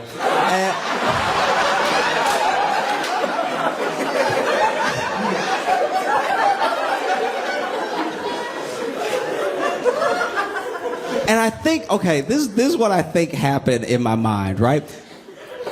No one even saw him with a microwave. We didn't know where the microwave came from. You know what I mean? And I think we were distracted because when he pushed the grabber off, the grabber was ready. He was still like had energy, even though he had lumps all over him and everything. And he was just standing like... And I'm not even kidding. At one point, I guess when he thought the fight was about to kick back off, we were all looking at his hand and he went, like, and that must have been when old boy grabbed the microwave, because we were all like, it's weird. And there's a thing about when you're in hand-to-hand combat and you're losing, that's usually when someone reaches for a weapon, but the weapons normally make sense. I'm losing a fight. I'm in a home. I'm going to grab something that's going to give me a mechanical advantage, like a hammer or a knife. You know what I mean? Like, I love... One of my favorite things in the world, I've only seen it like twice ever, but one of my favorite things of all time is when somebody in a fight and they hit somebody with a book. Because it's literally poetic. When you hit someone when you hit someone with a book, it makes it feel like the book is in on the fight, right? Like if we're fighting and then I hit you with some James Baldwin, I'm giving you culture, right? I'm educating you. Somebody being dumb, you hit them with an encyclopedia. Read. You know? Somebody talking crazy, you hit them with a dictionary. You're literally giving them better words to use. But the thing about a microwave is that when it's coming at you in the air, it's all corners.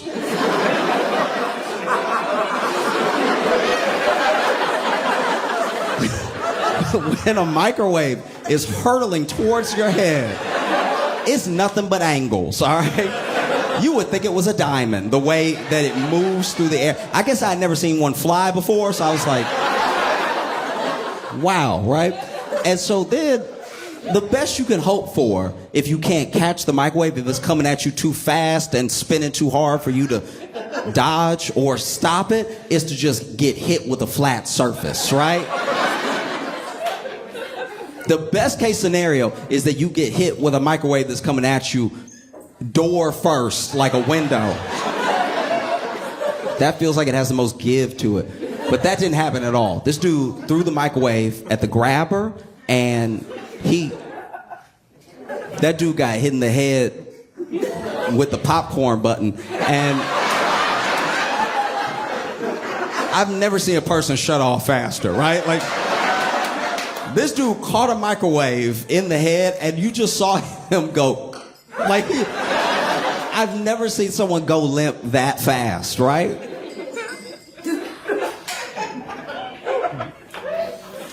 We were all standing there like, I think he dead. Like,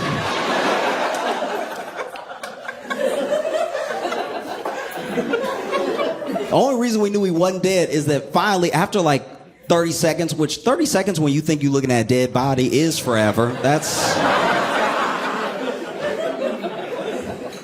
When you think that somehow you might go to jail too, you've been looking at that body all day. But he was clearly like down for 30 seconds, and then we just saw him be like, oh. He's fine.